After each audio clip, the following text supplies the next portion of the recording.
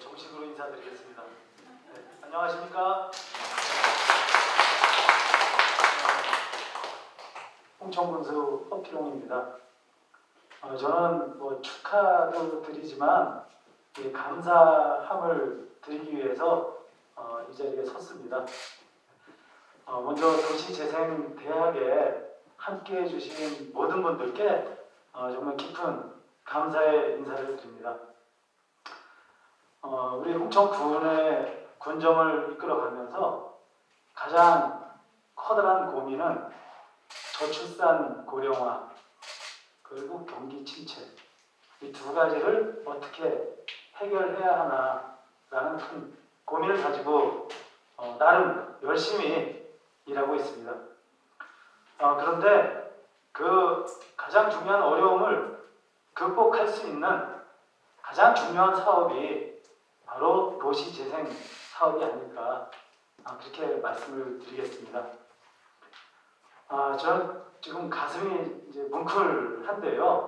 저희가 몇 년 전에 사실은 제가 지난번 군수하던 인선 5기 때 도시재생에 관심을 가지고 일부 추진을 하려고 하다가 부득이한 사정에 의해서 중단이 되었고 최근 이제 3년 전에 다시 본격적인 시작을 하게 되었습니다.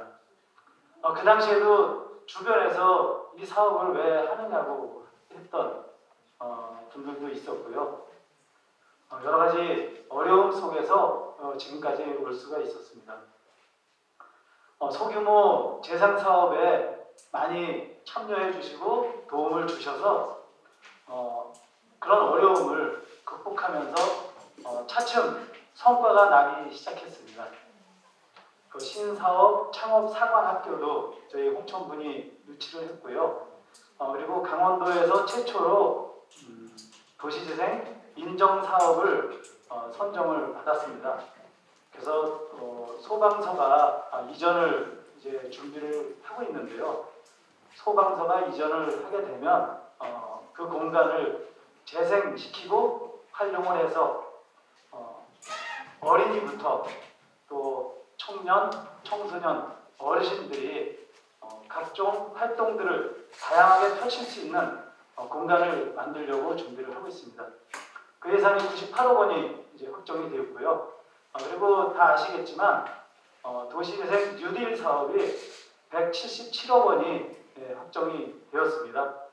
그래서 지금까지 그 연습을 위한 각종 사업을 추진을 했다면 앞으로는 본격적인 시작을 준비를 해야 될 그런 중요한 시점이라는 말씀을 드리겠습니다.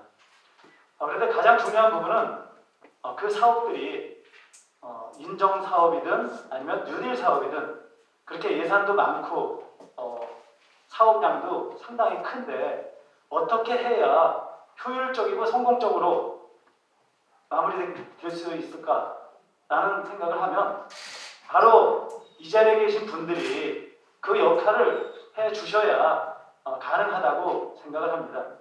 오늘 첫 시간이지만 앞으로 계속해서 도시재생의 의미 또 도시재생이 성공적으로 또 마무리가 된다면 아까 제가 말씀드렸던 저출산 고령화 또 경기 활성화를 또 이룰 수 있는 그런 흐름으로 함께 만들어 갈 수 있을 거라고 확신합니다. 그래서 지금 첫 출발이지만 끝까지 강의 잘 들어주시고 앞으로도 이번 사업이 발전적으로 잘 추진될 수 있도록 많은 관심과 자문과 도움을 부탁을 드리겠습니다. 오늘 진심으로 축하드리고요. 감사드리고요. 앞으로도 지속적으로 함께 해주시길 부탁드립니다. 그리고 좀 말씀이 너무 길은 것 같은데요. 요즘 이제 코로나19가 위드 코로나로 전환하는 이제 기로에 있습니다. 지금 홍천 국민들도 2차 접종하신 분들이 75%가 이제 넘어갔고요. 하기 때문에 대부분이 접종도 하시고 최근에 확진자가 나오긴 하지만 조금 이제 방심하는 부분도 있지 않을까 생각되는데 아마 큰 염려 안 하셔도 될 거라고 생각합니다. 그래서 우리 도시재생을 통해서 우리 홍천군을 발전시키기 위한 이런 간절한 염원으로 함께해 주셨다는 부분에 대해서 다시 한번 감사드리고요. 이 뜨거운 열기를 바탕으로 해서 마음과 뜻과 힘을 모아서 새로운 우리 홍천군의 희망과 꿈과 행복을 이룰 수 있도록 잘 부탁을 드리겠습니다. 감사합니다. 네, 다음으로 넓은 홍천 큰 도시재생대학 교육과정에 대해서 안내해 드리겠습니다. 본 교육과정의 주체 및 주관은 홍천, 군청과 도시재생 지원센터이며 메이크앤무브 단체에서 운영을 지원하고 있습니다. 도시재생대학의 추진 목적은 다음과 같이 홍천군 도시재생 사업에 대한 지역 주민분들의 이해 증진과 리더십 역량을 강화해 나가기 위함입니다. 홍천군 도시재생 사업에 대한 지역 주민분들의 주도적 참여 확대를 통해 민간협력 거버넌스를 구축해 나가고, 이를 통해 홍천군 도시재생 사업에 있어 지속 가능하고 민주주의적인 주민 참여 기반을 구축해 나가고자 합니다. 네, 잘 보이시나요, 앞에? 네. 제가 잘 설명을 해보도록 하겠습니다. 교육과정의 개요는 다음과 같고요. 교육은 오는 11월 8일부터 12월 17일까지 총 6주간 매주 월요일과 금요일마다 2시간씩 진행되고요. 총 11일을 출석하게 되시며 14회차의 교육이 진행됩니다. 교육은 도시재생 열린 특강, 그리고 리더십 강의, 그리고 사례지 탐방, 그리고 컨퍼런스로 구성되어 있는데요. 본 도시재생대학 교육을 수료하시기 위해서는 전체 14차 과정 중 총 18시간, 즉 9회차 교육 이상을 이수하셔야 합니다. 수료하신 분께는 수료증이 발급되며 12월 17일 수료 당일 대학 졸업 가운을 입고 함께 수료증을 받게 되시며 소정의 기념품을 함께 드릴 예정입니다. 교육 세부 일정을 공유 드립니다. 열린 특강은 총 4회로 구성되어 있고요. 오늘까지 총 4회로 구성되어 있습니다.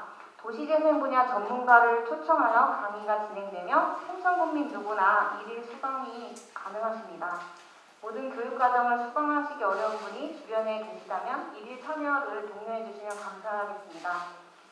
선진지 답사는 11월 22일과 12월 10일 총 2회 진행되는데요. 이날은 각 타 지역의 이동 시간을 고려해 전일이 소요될 것으로 예상되오니 미리 시간을 확보해 주시면 감사하겠고요. 탐방 지역 및 세부 일정은 추후 교육과정 중에 공지해 드릴 예정입니다. 이후 진행되는 총 4차의 리더십 강의는 도시 혁신을 위한 리더십과 다양한 리더의 역할에 대해 알아보는 시간입니다. 더불어 주민 의견 수렴을 위한 퍼실리테이션 및 회의 기법을 익힐 예정이고요. 11월 26일부터는 익힐 예정이고요. 12월 17일 수료식에는 민간협력 컨퍼런스와 함께 수료식으로 교육이 마무리될 예정입니다.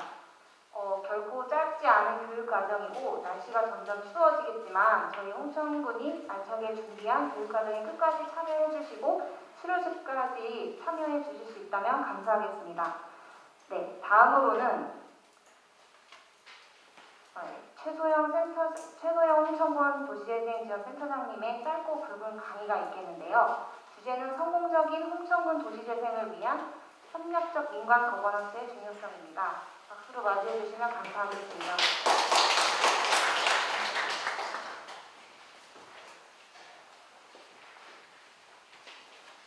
네, 다시 한번 인사드리겠습니다. 최소영입니다. 저희 선생님께서 굵고 짧게라고 해서 굵고 짧게 강의를 하겠습니다. 저희 홍천군 도시재생의 방향과 전략에 대해서 오늘 말씀드리도록 하겠습니다. 전체적으로 홍천군이 어떻게 이 도시재생 사업을 시작하게 됐는지, 그리고 그 전략을 이행하기 위해서 어떻게 도시 계획을 세워서 실행해 나가는 과정까지 짧게 말씀드리고요. 그것에 관련된 이해를 돕기 위한 전반적인 설명은 아마 이후에 이상준 박사님께서 아마 자세히 설명을 드릴 수 있는 시간을 마련했습니다. 어쨌든 저희 홍천군이 굉장히 강원도에서는 후발주자입니다. 군수님이 말씀하셨듯이 2014년도에 준비를 하다가 농촌 지역에서는 군 단위에는 도시재생이 아닌 농림부 사업을 진행을 하라는 가이드가 있어서 잠시 멈췄다가 다시 2017년에 농촌 지역이지만 도시 지역 한에서는 뉴딜 사업을 할 수 있다는 것으로 시작을 해서 저희가 뒤늦게 2019년부터 박차를 가하면서 시작을 하게 되었습니다. 뒤늦게 시작한 만큼 잘해야 되겠죠. 그래서 뒤늦게 시작한 만큼 남들보다 성공적으로 해야 되겠다는 각오로 2019년부터 저희가 발을 땀나도록 뛰었습니다. 시작은 저희 홍천군의 전략은 홍천군의 중심지인 홍천읍에서 시작을 합니다.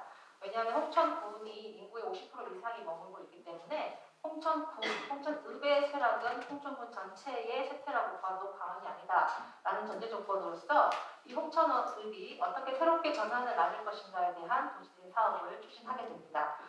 전체적인 목적으로서는 지속 가능한 중장기적 전략 계획을 수립을 하고 그리고 이 도시재생 권역에서 활성화를 선택을 하고 거기에 걸맞는 기본 계획을 구성하게 됩니다. 그리고 이 도시재생 사업이 누군가에 의해서 만들어지는 것이 아니라 자생적으로 도시재생을 할 수 있는 기반을 구축하는 여건을 마련하는 것을 저희가 목적으로 해서 도시지역의 세태도 진단을 하고 지역 자산도 발굴을 하여서 이것이 어떻게 지역을 성장하고 새로운 동력으로 발전시킬 것인가 라는 것에 주목해서 사업을 진행을 하고 가장 중요한 것은 도시재생지원센터나 행정협의체 또는 이런 기관들의 역할도 굉장히 중요하지만 주민들이 주도해서 도시재생을 이끌고 만들어가는 것이 가장 최상의 목표이고 가장 바람직한 형태이다라고 생각을 해서 오늘 이 도시재생 대학도 준비하게 된 오늘 중 하나가 되겠습니다. 그래서 저희가 홍천군에서 세운 전략은 다 함께 소통하고 화합하며 성장할 수 있는 도시재생의 놀이터인 홍천을 만들어보자라는 비전을 가지고 도시재생 활력을 재생하고 주거 환경을 재생하고 그리고 농촌 지역이라고 해서 마을 공동체가 굉장히 잘 될 거라는 생각을 많이 가지시지만 실질적으로 도시보다 농촌의 공동체가 많이 붕괴되고 있는 현상입니다. 그래서 다시 예전에 활성화되었던 공동체를 좀 복원을 하자라는 의미에서 마을 공동체 재생 그리고 이 시 분단의 특징이 도시도 있지만 농촌이 있다. 하지만 서로 상생하기 위해서는 따로 국밥이 되는 것이 아니라 하나의 그 국밥. 여기 풍년 어디 모식당 가니까 마라국밥이 있더라고요. 그래서 저희 홍천군 도시재생은 도농복합의 도시를 만들기 위해서 함께하는 상생의 전략으로서 가게 됩니다. 그래서 면이 굉장히 많잖아요. 높은 면단이 굉장히 많은데 어느 지역을 할 것인가 저희가 고민을 많이 했고 생태도에 따른 선정을 하게 되는데 인구 감소도나 산업 감소도 그리고 주거지 환경에 대한 감소도를 저희가 선택을 한 결과 신장대리, 희망리, 진리, 갈마공리, 양덕공리, 풍암리라는 6개의 농촌이지만 도시지역을 재생하기 위한 지역 선택을 하게 되었습니다. 그리고 지도에서 보시는 바와 같이 홍천읍을 중심으로 두지 사석과 남면이 있는 부분입니다. 저희의 홍천읍을 시작으로 단계적인 도시재생을 시작을 할 건데요. 가장 먼저 첫 번째 신장대리가 저희가 첫 번째 주자로서 소규모 재생 사업을 마치고 뉴딜 사업에 저희가 이번에 공모가 선정이 되었고 두 번째 지역은 진리와 갈마공리가 포괄주자로서 도시재생 예비 사업을 시작을 하고 있습니다. 그리고 올해 마지막 읍의 완성으로서 갈마공리에서 저희가 도시재생 예비 사업을 지금 공모를 준비하고 있는 상황이고요. 각각의 특성을 좀 말씀드리자면 먼저 신장대리는 뉴딜 사업의 총괄도입니다. 건강한 녹색 문화의 장 신장대리를 만들어보자라고 해서 3대 전략 6개 사업으로 사업을 진행하게 됩니다. 먼저 첫 번째는 생활문화를 재생하기 위해서 그린 어울림 센터라는 중간 지역 주민들 거점 공간을 좀 마련할 건데요. 그 거점 공간 한 곳이 아니라 두 군데가 마련됩니다. 첫 번째는 시장 부분에 있는 주차장을 만드는 곳에 저희가 5, 6층을 증축을 해서 같이 주민들이 편리하게 다가올 수 있는 주차 공간을 활용해서 주민들이 공간을 이용할 수 있는 부분을 만들고 그리고 하나는 건강 놀이터. 왜냐하면 이 읍이 쇠퇴된다는 것은 지역의 물리적인 환경이 쇠퇴된다는 것도 있지만 실은 사람들이 저희의 심적인 것과 그리고 노후적인 환경들이 같이 맞물리기 때문에 이 사람들의 노후된 어떤 삶을 어떻게 개선해보자는 입장으로서 건강 놀이터에서는 건강과 관련된 부분으로 활약하게 되는 건설 공간이 마련됩니다. 그리고 두 번째 전략으로서 특화 상권 재생인데요. 홍천역이 잘 아시다시피 70% 이상이 상권으로 이루어져 있고 나머지는 주거라든지 교육이라든지 이런 등등이 되어 있는데 이 상권이 침체되어 있다 보니까 결국 홍천군이 지역 경제를 활성화시킬 수 있는 부분들이 굉장히 떨어져 있다. 그 떨어져 있는 이유 중에 하나가 대부분은 산업을 중심으로 인해서 그 산업에 따라 사람들이 움직이는 경우가 있는데 홍천군에 있는 상권을 저희가 분석을 해보니까 주로 서비스 중심의 사업들이 굉장히 많고 이 서비스 사업이라는 것은 유행에 굉장히 민감한 부분이 있는데 실은 이 서비스 산업들이 유행에 민감함에도 불구하고 그 유행을 따라갈 수 있는 컨텐츠들이 많이 부족하다라는 분석을 저희가 하게 되었습니다. 그래서 특화 상권을 이 건강 도시재생 무디를 통해서 다시 재생을 해보자라는 것을 저희가 주안점을 잡았고 거기에는 건강 먹거리 특화와 그리고 목재 문화라는 특화를 가로 거리를 가지고 목재라는 부분을 가지고 거리를 특화할 예정입니다. 이 부분에서 왜 목재지? 라는 생각을 가지실 텐데요. 제가 이제 홍천을 몇 년 전에 왔을 때 주민분들이 하시는 얘기 너무 많이 해서 아실 텐데요. 홍천의 5대 저희 명품이 있잖아요. 네, 이참에 저희가 한번 슬슬 첫 번째 볼까요? 없나요? 첫 번째 인사, 순서를 따라서 첫 번째 인사 또 뭐였죠? 사과, 제가 5대라고 하는 옥수수, 한우, 자, 쌀 이렇게 지금 현재 5대 명품으로 저희가 하고 있는데 이 5대 명품이 최대 생산지임에도 불구하고 저희가 지역 콘텐츠화를 못 시켰잖아요. 잣 하면 어디라고 생각하세요? 그렇죠. 잣, 가평, 한우, 행성, 쌀, 뭐 여기처럼 이런 뜻이죠. 그리고 또 인삼, 금하고 그렇죠. 그러니까 최대 생산지임에도 불구하고 이것을 상품화, 특화를 시키지 못했기 때문에 아버지를 못 부르는 이런 안타까운 현실이다. 그래서 다시 저희가 지역 조사를 해봤더니 뭐 옛것은 우리 것이니 뭐 이렇게 지금 그렇게 문제를 할 게 아니고 지금 다시 가진 것이 무엇일까라고 찾아봤더니 뭘까요? 홍천의 홍보도 필요하죠. 홍천의 89%, 7%, 9% 이상이 산으로 둘러싸여져 있고 목재 생산량이 전국도 최대인 거예요. 그런데 홍천은 또 가공할 수 있는 이 여건이 산업이 마련되어 있지 않아서 경기도나 인천에 갔다가 2차 가공을 하고 다시 비싼 값으로 홍천에 들어오는 형태가 되고 있더라. 그러면 저희가 이 도시재생이라는 것은 마중물 사업의 역할로서 이 목재만큼 빼앗겨서는 안 되겠다. 그래서 지금은 당장 산업은 만들지 못하지만 이 목재를 가지고 지역의 특화를 만들어보자 라고 하는 것으로서 저희가 특화를 할 수 있는 거리를 찾았고 그 거리를 할 수 있는 것이 아까 저 그린 어린센터나 건강 놀이터 등에서 펼칠 수 있는 장을 만들고 거기에서 주민들이 배우거나 역량을 익혀서 그것이 직업화되거나 아니면 취미 이상으로 되거나 아니면 그것이 홍천의 트레이드마크가 될 수 있는 형태로 만들 수 있는 것이 바로 목재문화 특화 가구 조성의 첫 사업으로 보시면 되겠습니다. 그리고 마지막 녹색 주거 재생인데요. 우리가 삶이 어쨌든 내가 사는 곳이 좀 편안하고 좋아져야 되는데 다시 부수고 다시 개발을 하거나 새롭게 만들 수는 없다. 하지만 있는 상태에서 내가 원하는 가장 최상의 조건을 만드는 것 또한 정주민들이나 원주민들이 원하는 것일 수도 있다. 그래서 그런 주거지 재생, 주변 환경을 변화시키는 사업으로서 녹색주거 환경 재생을 들어갑니다. 그래서 이 세 가지의 전략으로서 저희가 일단 먼저 신장 대리를 재생을 하면서 새로운 활력을 찾고자 하고 있는 부분이고요. 두 번째는 진리입니다. 새로운 진리를 찾아본다. 진리는 주민분들이 말씀하시기를 홍천군의 1번 마을이다라는 자부심을 많이 가지고 계시더라고요. 그러면 이 노후된 진리의 지역을 새로운 진리를 좀 찾아서 새로운 마을들, 주민들이 원하는 것을 좀 만들어보자라는 계획 하에 그렇다면 과거의 진리는 어떠했는지를 알기 위해서 오래된 진리 발굴을 이야기 형태로 하고 그 만들어진 그 골목골목길을 조성을 해야 되는데 그럼 이 서로 진리와 진리가 통하는 길들을 새롭게 좀 정비를 해서 좀 예전과 다른 좀 아름다운 거리를 만들어 보자라는 것이 있고요. 그리고 그리고 새로운 진리 탐구는 미래에 관련된 얘기입니다. 그렇다면 우리가 이 과거와 현재를 알았을 때 미래를 어떻게 우리가 발전시켜 나갈 것인가라는 고민을 해야 되고, 이 진리에서 시작하는 첫 시작 사업은 마을 연구원이라는 이름, 즉 주민활동가라는 부분인데요. 이 마을을 지킬 수 있는 분들의 역량 강화를 위해서 좀 어떤 것들을 해보자라고 해서 마을 연구소라는 것을 얼마 전에 진리에서 오픈을 했고, 그 공간에서 다양한 주민들이 프로그램을 통해서 역량 강화 사업을 하고 있는 부분입니다.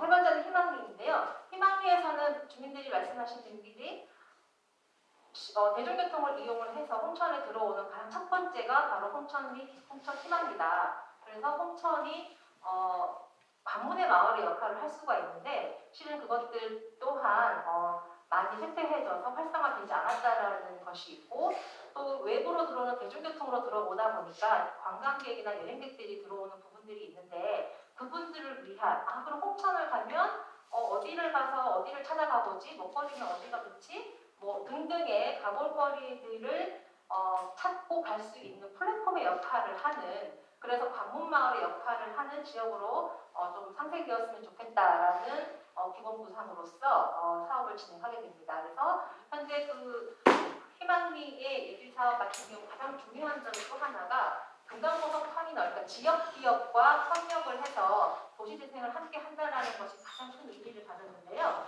옛날에 그 경로당을 하던 그 자리에 금강보석하고 MOU를 맺고 저희가 그 무상으로 10년간 무상으로 임대 지원을 받아서 내부 공간을 지금 예쁘게 꾸며놨습니다. 그래서 개장식은 아마 저희가 더 외부가 바꾸어지는 대로 곧 초대를 해드릴 예정입니다.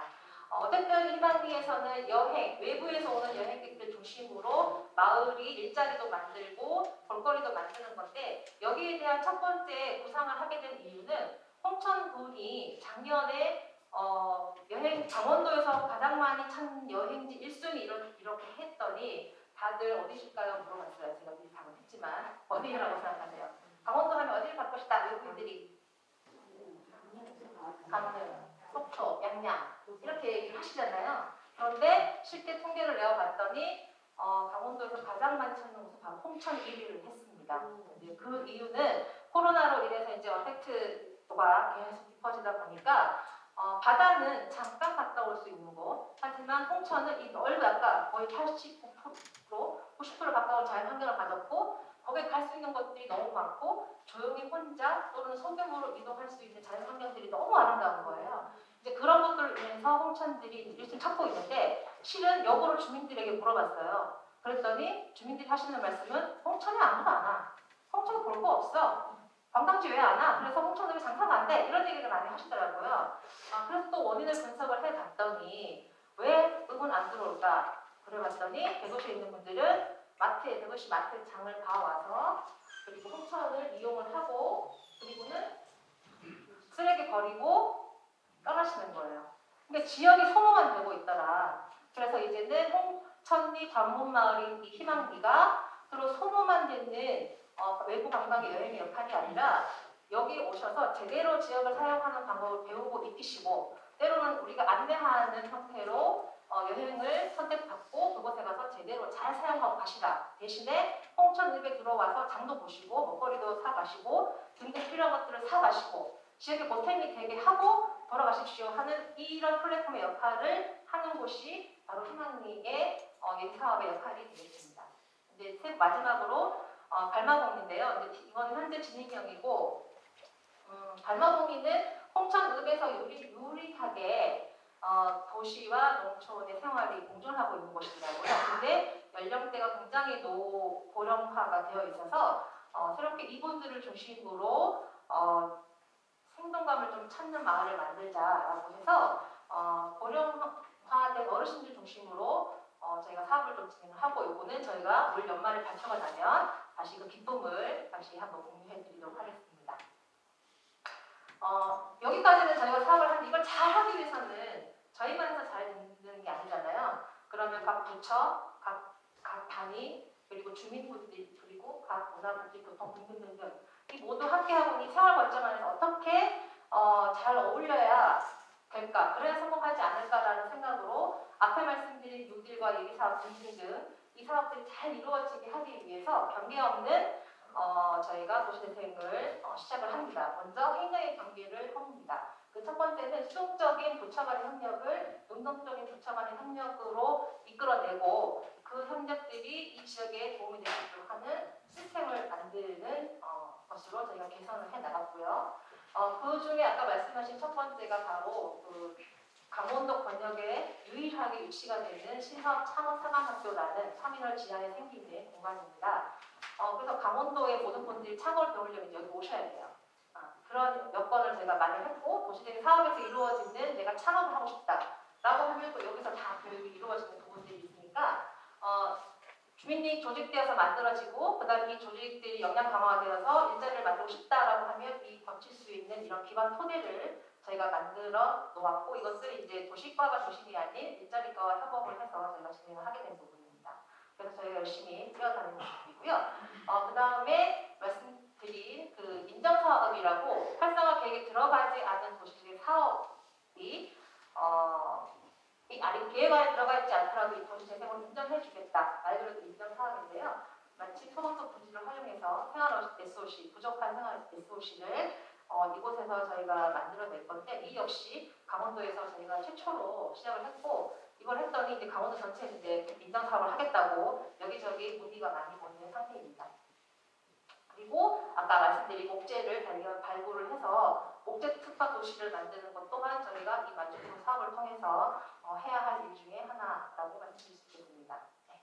그리고 제일 또 중요한 것, 이 지역은 외부인들이 들어오게 하는 것, 그것이 관광의 목적이 되었든 사업의 목적이 되었든 어떤 목적이 되었든 이 지역에 들어오게 해야 되는 부분들이 있는데 그냥은 들어오게 할 수는 없잖아요. 없지. 춘향이처럼 하나하나 하는 것도 한계가 있다. 그래서 저희는 잘 만들어진 홍천읍의 도시재생에 외부의 인들이 어떤 목적으로 잘 들어오게 하기 위해서는 그 트임의 길을 좀 만들어야 되겠다라고 해서 대도시 간의 자매 결연을 좀 맺었습니다. 그래서 저희가 요즘의 트렌드는 도시재생을 해서 언택트 여행이나 그 과거를 느낄 수 있는 그 무슨 여행이죠?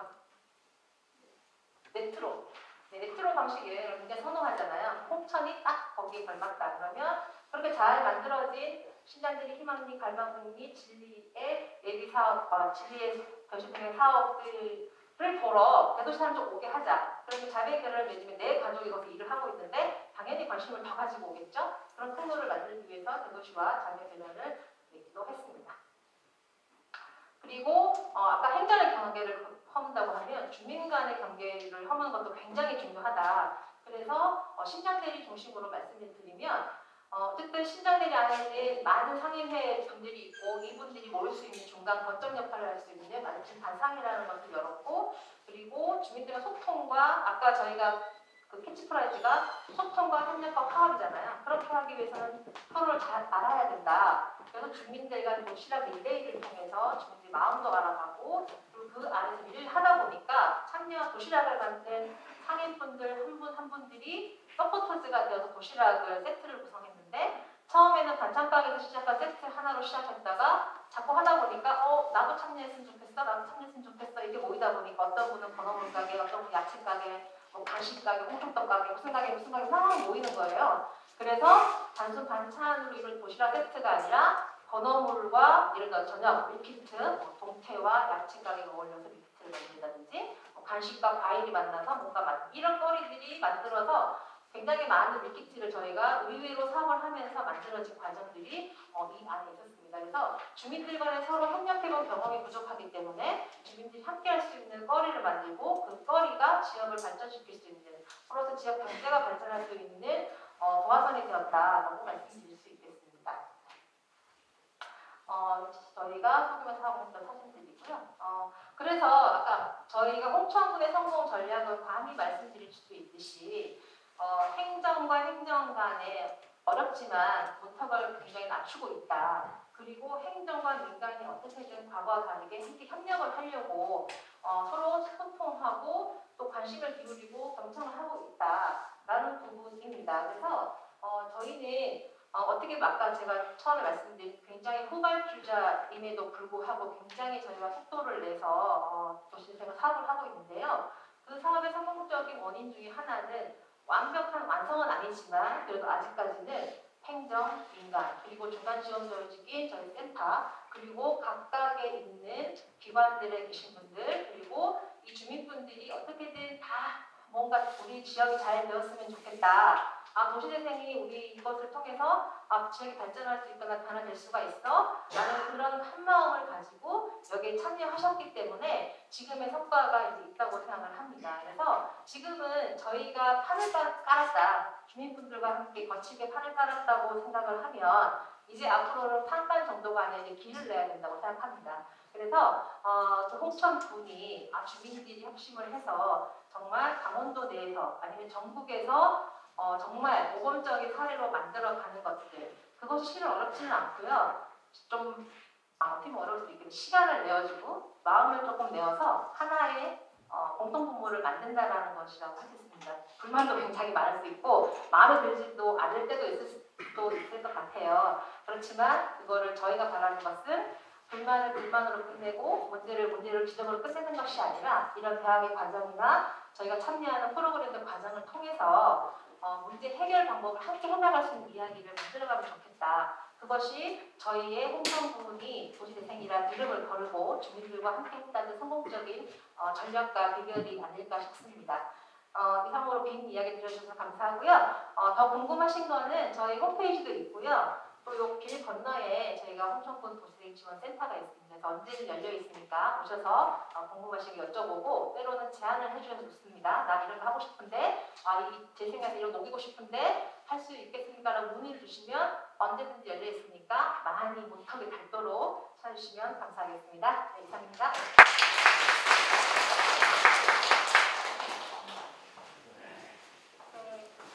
성공적인 홍천군 도시재생 사업을 위해 주민의 역할이 얼마나 중요한지 알 수 있었던 강의였고요. 홍천군에서 이루어지는 도시재생 사업에 대해서 전반적으로 알 수 있었던 시간이었습니다. 그리고 저희 홍천군 도시재생 센터는 그 홍천읍 우체국 옆에 있는 성심환의원 건물 2층에 있으니까 언제든 찾아오시면 감사하겠습니다. 그리고 이렇게 개강식 1부를 마치도록 하고요. 모두 1시간 동안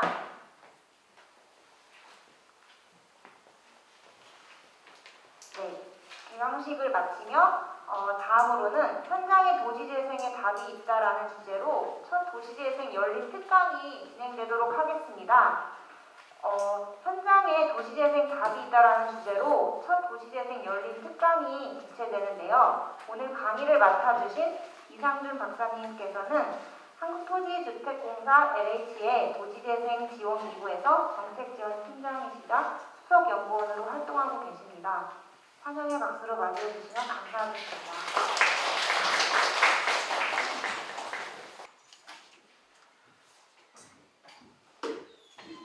네, 안녕하세요. LH 지원기구의 이상준입니다. 첫 번째 특강인데 오늘 배울 내용이 상당히 어려운 내용입니다. 제가 강의를 잘하는데도 상당히 어려운 내용이고요. 대신 최대한 제가 열심히 재미있게 말씀드려보도록 하겠습니다.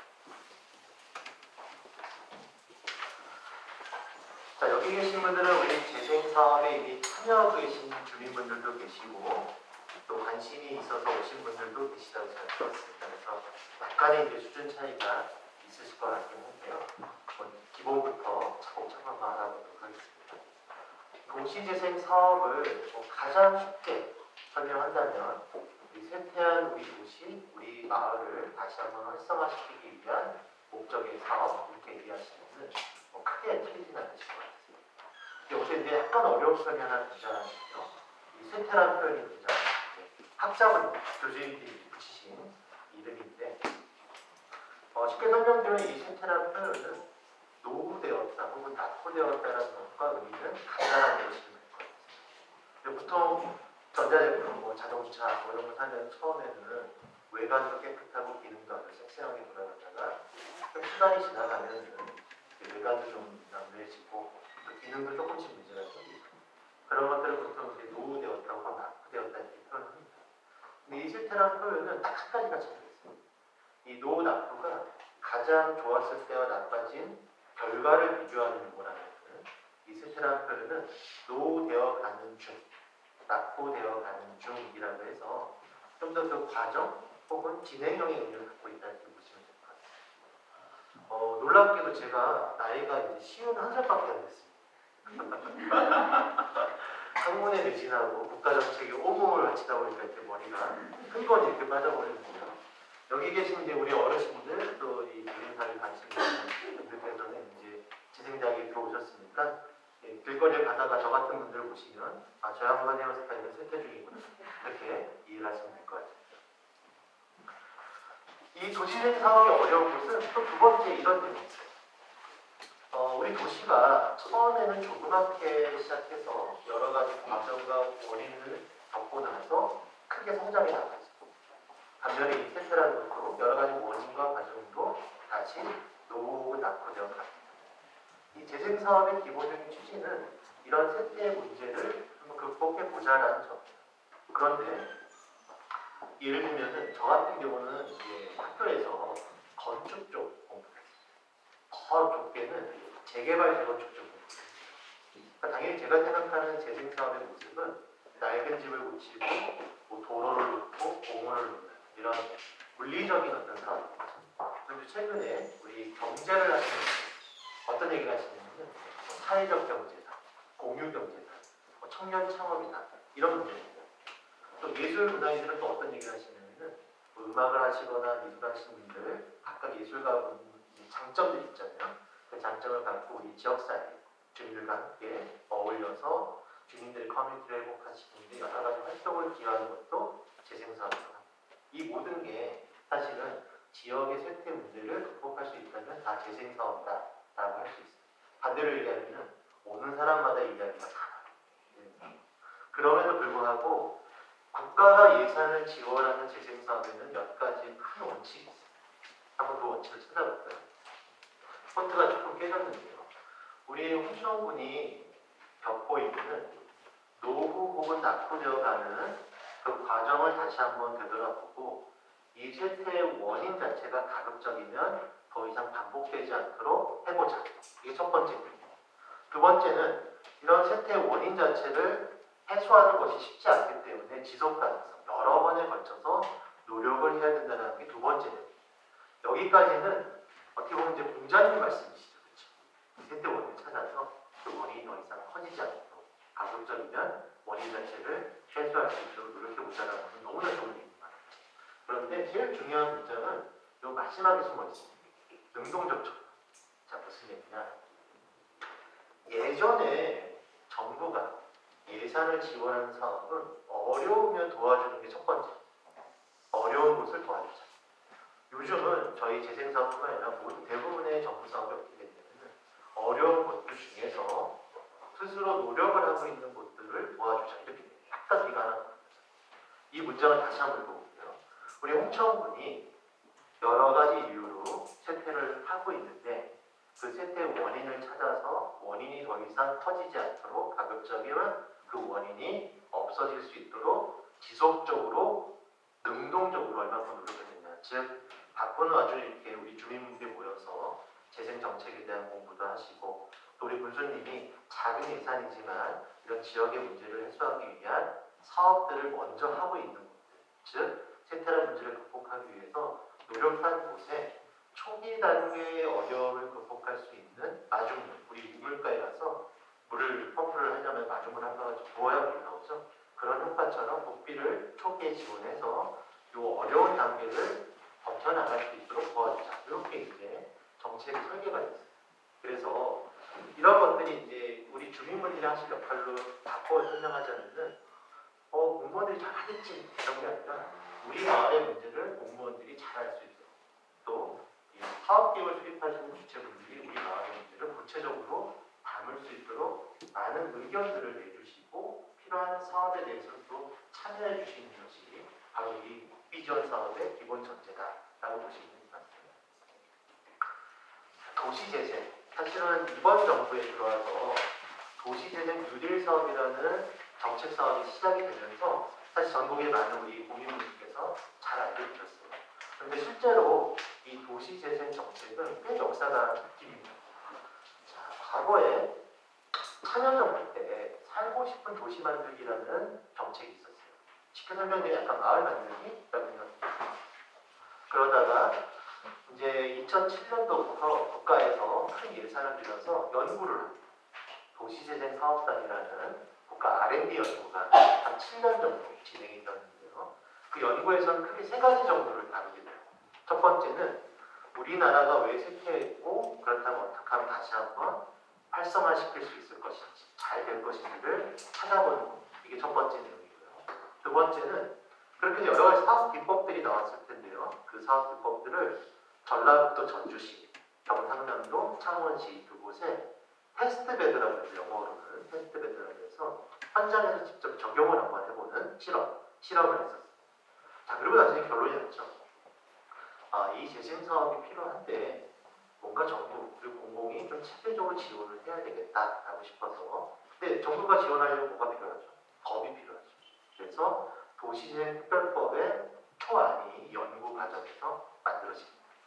실제로 법은 언제 그럼 만들어졌느냐? 2013년 이 연구가 끝나는 직전에 박근혜 정부 때 법이 전격적으로 이제 법이 만들어져요. 근데 법은 보통 만들어지고 나면은 짧게는 3개월, 길게는 한 1년 뒤부터 실제 작동이 돼요. 그래서 13년도 12월 달부터 법이 작동이 되기 시작하는데 좀 어려운 얘기는 법이 시행됐다라고 얘기해요. 실질적인 법 시행 원년은 14년도겠죠. 13년도 12월 달에 시행이 됐으니까. 2014년도에 정부가 예산을 지원하는 형태의 재생사업이 전국에 13곳이 최초로 이제 선정이 되게 됩니다. 그리고 한 해 걸러서 2016년도에 33곳, 좀 늘었죠. 이렇게 이제 지난 정부에서는 두 차례에 걸쳐서 46곳의 지역을 뽑아서 국가가 재생사업에 필요한 예산을 지원해 오던 중에 2017년도에 잘 생각나시겠지만 이제 대선이 조금 빨리 있었죠. 그 과정에서 지난 정부의 재생사업의 뉴딜, 일자리 창출을 좀 더 강조한 공약이 이제 선거 과정에서 발표가 되었고 이번 정부가 17년도에 들어오면서 도시재생 뉴딜 사업이라는 이름으로 17년도에는 시범사업의 형태로 68곳 그리고 18년도부터는 약 100곳에서 120곳 정도 사이를 매년 뽑아오고 있다 이렇게 보시면 됩니다. 한번 정리를 해볼까요? 2000년대 초중반에 이제 흔히 말하는 뉴타운 사업의 문제점들이 생기면서 또 한편으로는 도시재생과 좀 비슷한 여러 부처의 정책 사업들이 개별적으로 진행되는 것들을 좀 더 통합적으로 사업을 추진해보자라는 의미에서 도시재생 정책에 대한 논의가 출발이 되었고요. 그 결과 이제 법이 만들어졌습니다. 자, 법에 대해서 한번 좀 설명을 드리도록 할게요. 여기 이제 대학에 오셨으니까 법 정도는 우리가 다 알고 계셔야 돼요.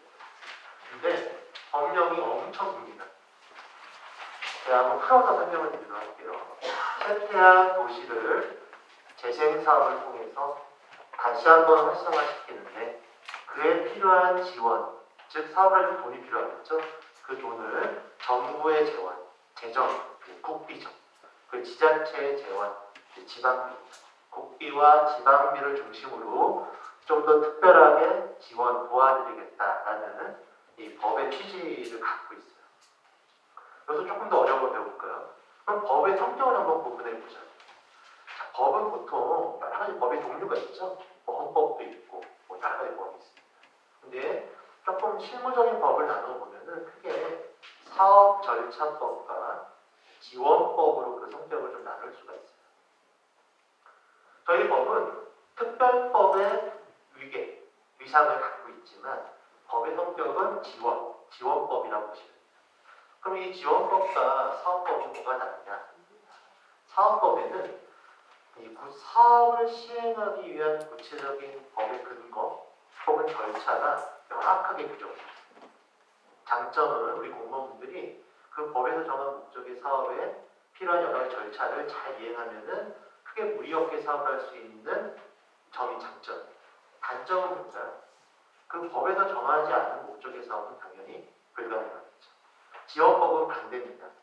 쇠퇴한 지역에 필요한 예산 지원의 근거를 포괄적으로 갖고 있습니다. 어느 정도 내용이 타당하면 지원이 다르요. 단점은 뭘까요? 실제 세부 사업들, 실제 사업들의 시행 절차와 근거가 이 법에는 명확하게 없습니다. 그럼 어떻게 사업을 하느냐? 시장 교수님이 뭔가 방침을 수립하거나 혹은 요 사업과 관련된 개별 법도 있죠. 그 법에 따른 절차를 그 이후에 따라야 돼요. 그러다 보니까 공무원분들 입장에서 보면은 뒤로 가면 갈수록 해야 될 일이 조금 많아져요. 그 사업이 조금 길어집니다. 그런 단점이 있어요. 아무튼 이 특별법에 의해서 국가와 우리 지자체가 법에 의해서 계획을 몇 가지를 수립하게 됩니다. 첫 번째는 국가 도시재생 기본 방침이에요. 대한민국 정부가 앞으로 10년 동안 우리 국민들과 지자체를 위해서 어떤 정책을 펼치고 지원할 것인가를 수립한 국가의 계획입니다. 이 국가의 최상위입니다. 그럼 우리 홍천군에서는 이 국가의 기본 방침의 근거를 두고 도시재생 전략계획이라는 것을 수립하게 됩니다. 이 전략계획은 뭐냐? 홍천군 전체를 대상으로 어디가 왜 쇠퇴했고 그렇다면 다시 한번 어떻게 하면 활성화시킬 수 있을지에 대한 전략의 틀을 짜는 게 이 전략계획이에요. 그리고 그 전략에 따라서 저희가 이제 통상 사업을 하려면은 활성화 계획이라는 것을 수립해서 사업을 하거든요. 근데 이 활성화 계획은 활성화 지역에서 수립해요.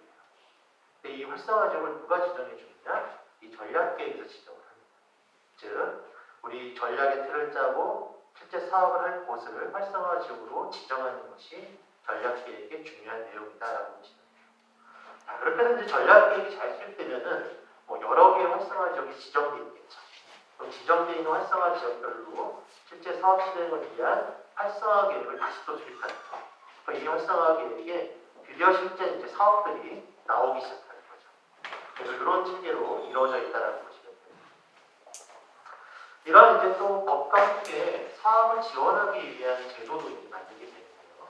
두 가지 정도는 잘 기억하시면 돼요. 첫 번째는 도시재생특별위원회입니다.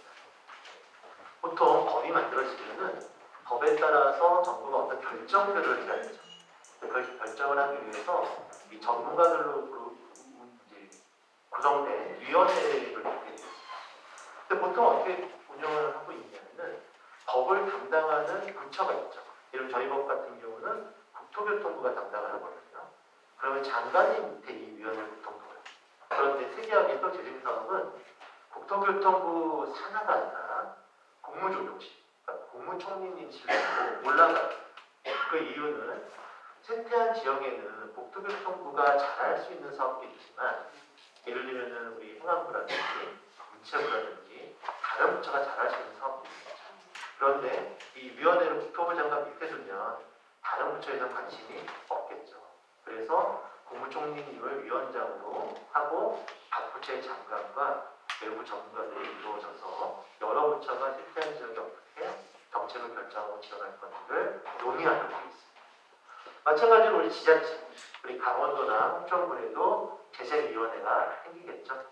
그리고 이게 위원회가 생기면 위원회가 뭔가 결정을 하면 그 결정을 실행하는 공무원 조직이 또 있을 텐데요. 그 국토부의 공무원 조직이 도시재생사업계획단이에요. 여기서 이제 실무를 하는 거죠. 마찬가지로 강원도나 홍천군에도 관련된 행정조직이 생기게 됩니다. 두 번째는 중간지원 조직이에요. 자, 중간조직이 뭐냐?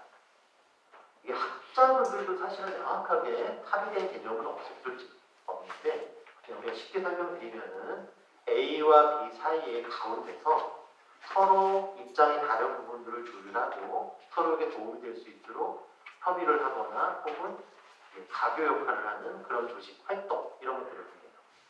대표적으로 중앙정부와 우리 지자체 간의 가교 역할을 해서 도시재생지원기구라는 중간지원 조직이 활동을 하고 있습니다. 저는 이제 여기에 현재 근무를 하고 있고요. 또 어떤 일들을 하느냐?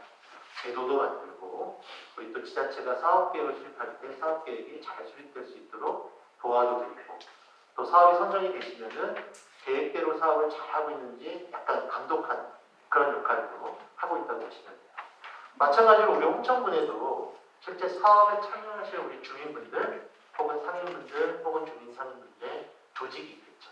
그 조직과 우리 행정조직 간의 가교 역할을 위해서 도시재생 지원센터가 설치 운영되고 있습니다. 앞서 우리 센터장님께서 용천군의 향후 사업 방향에 대해서 설명을 주셨는데요. 앞으로 이제 우리가 주민분들 가시다가 우리 지원센터에 계신 분들 만나면은 격려도 좀 많이 해주시고 혹시 뭐 좀 일을 잘 못하는 것 같다, 좀 따끔하게 좀 지적도 해주시면 좋을 것 같아요.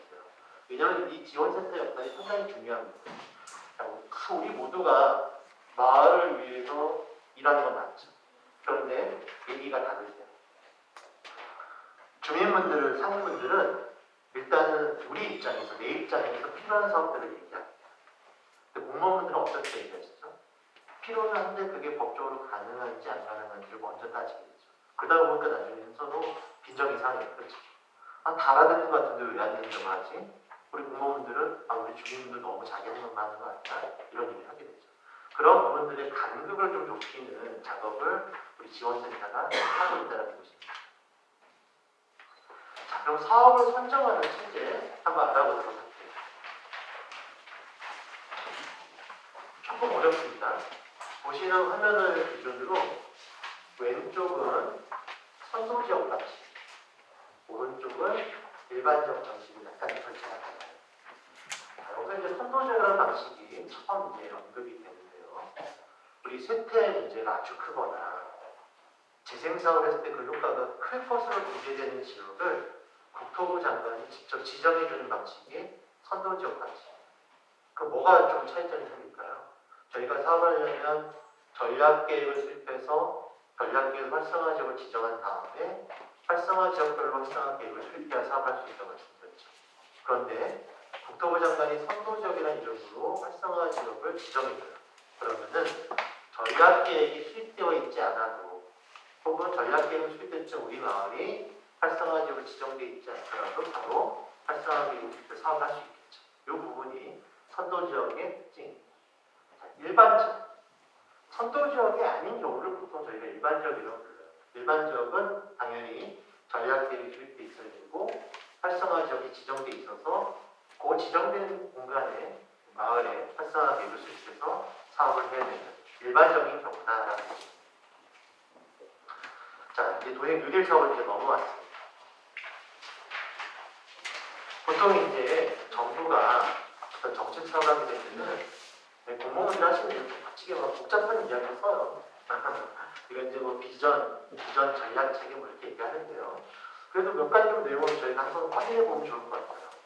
첫 번째, 지역 공동체가 주도하여 우리 재생 사업을 물론 행정에서 많은 역할을 하지만 우리 지역사회 구성원들, 주민들, 상인들, 또 청년들이 우리 마을을 위해서 어떻게 노력할 것인가가 첫 번째 제일 중요하다는 얘기입니다. 두 번째, 지속적으로 혁신하는 도시. 물론 이 재생사업을 통해서 어떤 공간이 생기고 시설이 만들어지지만 단순하게 시설을 만드는 것이 끝나는 것이 아니라 용천군이 더 잘 살 수 있도록 하는 기능 자체를 쇄신하자. 이게 이제 궁극적인 목표다라는 것입니다. 이런 큰 비전 하에 주거복지, 도시활력, 일자리 창출, 공동체 회복이라는 좀 세부적인 목표가 있는데 이 목표가 다 좋은 얘기여서 잘 안 와닿는 것 같아요. 그래서 조금 더 우리가 쉽게 이 재생사업을 해야 될 일들을 어디서 확인할 수 있냐? 이 전략에서 볼 수가 있습니다. 첫 번째는 도시공간 혁신입니다. 복잡하게 써져 있지만요. 쉽게 설명드리면은 우리 주거지에 빈 집들 있죠. 또 우리 뭐 공공청사가 있다가 이사를 가서 좀 잘 쓰이지 않고 있는 건물이나 땅도 있죠. 이렇게 현재 잘 쓰고 있지 않은 뭐 땅이나 혹은 건물을 주민들의 커뮤니티 행복이나 혹은 일자리 창출을 위한 다양한 시설로 만들어내자가 도시공간 혁신입니다. 그런데 이렇게 공간을 만들어내는 여러 가지 목적이 있을 텐데 그 목적 중에 첫 번째 목적이 도시경제 활성화, 즉 일자리 창출이에요. 특히 이번 정부에서는 사회적 경제라는 부분을 강조를 하고 있습니다. 조금 어려우실 수도 있는데요. 사회적 경제란 뭐냐? 우리 사회가 좀 지향해야 되는 가치가 있죠. 어르신들을 돌봄을 해야 된다든지, 사회적으로 좀 취약한 계층을 우리가 보호를 해야 된다든지 이런 사회적인 가치가 있습니다. 근데 그 가치를 경제활동을 통해서 전달하는 방식. 예를 들면은 작은 마을 기업 같은 걸 만들어서 어르신들이 취업을 하거나 혹은 어르신들은 좀 저렴하게 물건을 살 수 있다는 이런 방식으로 하는 게 사회적 경제라고 보시면 돼요. 그래서 특히 이번 정부에서는 이렇게 공간을 만들어내면서 그 공간에서 우리 주민들, 상인들, 또 지역 청년들이 새롭게 창업과 취업을 사회적 경제 방식으로 할 수 있도록 노력해보자는 것이 두 번째입니다. 세 번째, 이렇게 일자리를 만들어내는 과정도 중요하지만 결국에 저희는 재생사업이죠. 따라서 이렇게 공간을 만들고 일자리를 만드는 과정에 주민과 지역사회가 함께 참여해야 된다는 부분이 강조가 되고 있어요. 자, 이렇게 하면 잘 와닿지가 않을 텐데요. 이렇게 설명을 드려보도록 할게요. 국가의 예산은 한정되어 있죠. 모든 지자체가 그 사업비를 따는 거예요. 그렇죠? 그러면 활성화계획을 만들어서 시험을 보는 거예요. 근데 이제 딱 보면 비슷해요. 이 사업계획 수준이 비슷한데 어디는 붙고 어디는 떨어져요. 자, 그럼 어떤 지역이 붙느냐? 우리 주민들과 상인들의 의견을 얼마만큼 잘 청취해냅니다. 첫 번째. 그 내용이 사업계획에 얼마만큼 구체적으로 담겨집니다. 두 번째. 그럼 그 사업을 보면은 건물도 만들고 그 안에서 여러 프로그램 사업도 있을 텐데 그 프로그램 사업을 운영되는 과정에서 프로그램을 들으시는 분들 혹은 프로그램을 교육하시는 분들 그 프로그램을 받고 나서 그 다음에 또 애프터 교육은 어떻게 할 것인가 이런 내용들이 얼마만큼 잘 짜여졌냐에 따라 달라져요. 즉 단순하게 건물을 만드는 게 잘 만든다 끝나는 것이 아니라 그 건물에서 어떤 활동들을 할 것이고 이러한 건물과 활동들을 우리 주민들의 의견을 얼마만큼 구체적으로 담아서 표현했는가 이 부분이 사업 선정에서 상당히 중요한 갈림길이 되고 있다라고 이해하시면 될 것 같습니다. 자, 사업 요령 한번 정리해 볼까요? 첫 번째 보시는 사업 요령은 우리 동네 살기와 주거지 지원형이라는 사업 요령입니다. 우리 단독 주택가를 중심으로 하는 사업이라고 보시면 되고요. 그래서 이제 골목길도 좀 정비를 하고 공원도 조그만 공원도 만들고 마을 주차장도 만들고 또 커뮤니티 시설, 우리 복지시설 같은 것들도 만들고 그러면서 이제 다른 법이 있습니다. 이 소규모주택 정비 사업과 관련된 제도가 있고 또 임대주택 관련된 제도가 있잖아요.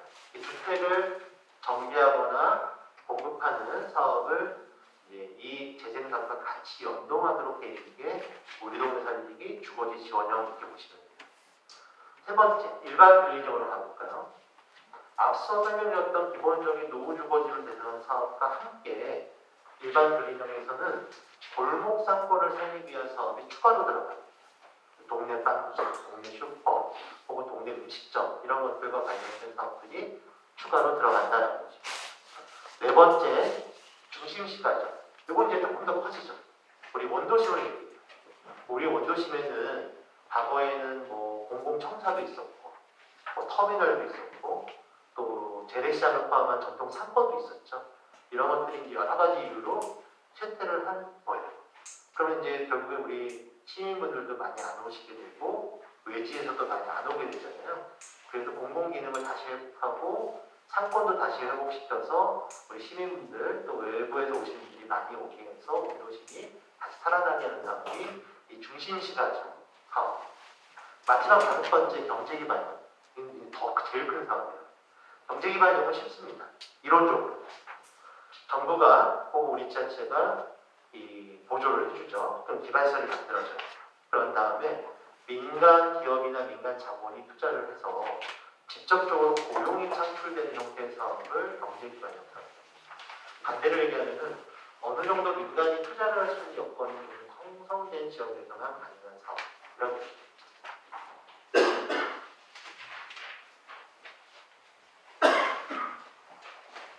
그 사업이 이렇게 변화되어 오는 거예요. 2013년도에는 경제기반형과 근린재생형만 있었어요. 그런데 2016년도에 근린재생형이 중심시가적 일단 근린형으로 협의해진 거예요. 2017년도에 누들 사업이 생기면서 일반 근린형 중에 또 노후주거지만 대상하는 주거지 지원형이 또 추가로 협의가 나온 거죠. 그러면서 국가균형발전특별법이라는 또 별도의 법이 있어요. 이 법에서 우리 동네 살리기라는 사업이 뉴딜 사업으로 같이 추진이 되고 있다는 것입니다. 그래서 보통 도시 뉴딜 사업이라고 하면은 경제 중심 일반 주거지 지원형이 도시재생법에 의해서 추진이 되고 국가균형 발전 특별법에 의한 우리 동네 살리기까지 해서 5개가 기본 유형으로 보시면 됩니다. 그러다가 2019년도에 법이 한 번 또 바뀌었어요. 바뀌면서 3가지 사업이 더 생겼는데요. 좀 간단하게만 알아보도록 하죠. 첫 번째는 총괄사업 관리자 방식입니다. 우리 홍천군 같은 경우는 이제 올해부터 이제 본격적으로 사업들이 이제 선정이 되기 시작하는데 좀 빨리 시작한 지역체 같은 경우는 사업이 한 1,000여 개 이상 있는 데도 있어요. 그러다 보니까 동시다발적 사업이 진행이 되죠.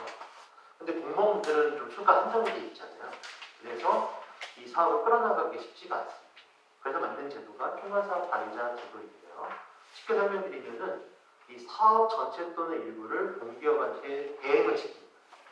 행정이 조금 부담을 덜하고 공기업이 들어간 대신 사업을 진행해주는 방식이 이 총괄사업관리자 방식입니다. 그래서 경제기반형인데 총괄사업관리자 방식을 할 수 있는 거죠. 중심시가적인데 총괄사업관리자 방식이 될 수도 있고 아닐 수도 있고 이렇게 보시면 돼요. 두 번째는 혁신지구예요. 제가 처음에 법 설명드릴 때 어떻게 설명드렸죠? 저희 법은 특별법이지만 지원법이라 좀 사업이 뒤로 가면 좀 길어질 수밖에 없는 문제가 있다라고 말씀드렸죠. 그래서 활성화 지역이 아니라 혁신지구라는 별도의 구역을 만들어서 여기와 관련된 부분은 사업법으로 되어 있습니다. 좀 더 사업을 빨리 할 수 있는 그런 제도라고 보시면 돼요. 마지막 인정사업, 우리 농촌 인정사업이 생기셨는데요. 지금까지는 우리 국토부가 정부가 예산을 지원하려면 어떻게 써야 되죠? 활성화 지역이라는 지역이 지정돼 있어야 되고 거기에 활성화 계획을 수립해야지만 사업을 할 수 있었죠. 그리고 그 사업에 대해서 국가가 예산을 지원하는 겁니다. 그런데 예를 들어서 우리가 활성화 계획을 잘 수립했어요. 근데 이 활성화를 수립하다 보니까 마을 주차장이 필요하다는 의견이 나와서 계획에 반영을 했습니다. 근데 문제는 땅이 없어요. 땅이 없는데 마침 우리 마을 길 건너편에 너무 멀지 않은 곳에 또 너무 비싸지 않은 땅이 나와서 거기를 마을 주차를 만들면 주민 쓰시기에 문제가 없어요. 근데 문제가 하나 있죠. 활성화 지역이 아니죠. 바뀌죠. 그러면 활성화 계획에 담을 수가 없죠. 그럼 국가의 지원은 불가능하죠.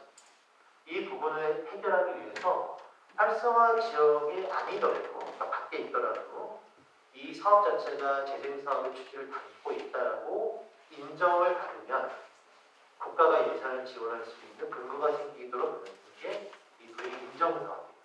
그래서 보통 우리 활성화 계획을 할 지역에서 인정사업을 좀 먼저 하시고 나중에 그 사업을 기반으로 전체 사업을 하시는 경우들이 최근에 많아지고 있습니다. 다음은 좀 이론적인 부분 정리를 하도록 할게요. 2014년도에는 선도지역 방식으로 전국이 13곳, 2016년도에는 일반적 방식으로 33곳, 그리고 뉴딜 사업이 2017년부터 시작이 됐죠.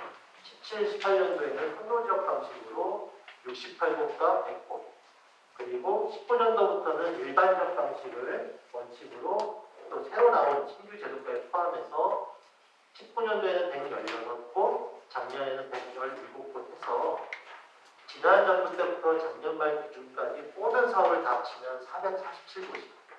그리고 올해도 120곳 정도를 목표로 이제 봄에 한 번, 여름에 한 번, 가을에 한 번 이렇게 사업을 뽑고 있는데 봄, 여름은 이제 다 결정이 됐고 가을에 뽑는 사업이 현재 심사를 받고 있어요. 심사를 받고 있고 최종 발표는 12월 한 초중순쯤에 발표가 나게 되는데 여기서 한 120곳 정도가 더 늘어나게 됩니다. 현재 사업이 끝난 곳은 2014년도 13곳을 포함해서 16년도, 17년도 일부 사업이 끝나서 작년 말 기준 19곳의 사업이 끝났습니다. 자, 그럼 남은 시간 한 30분 정도는 실제 사례를 한번 간단하게 살펴보도록 하겠습니다. 빠르게 진행하도록 할게요.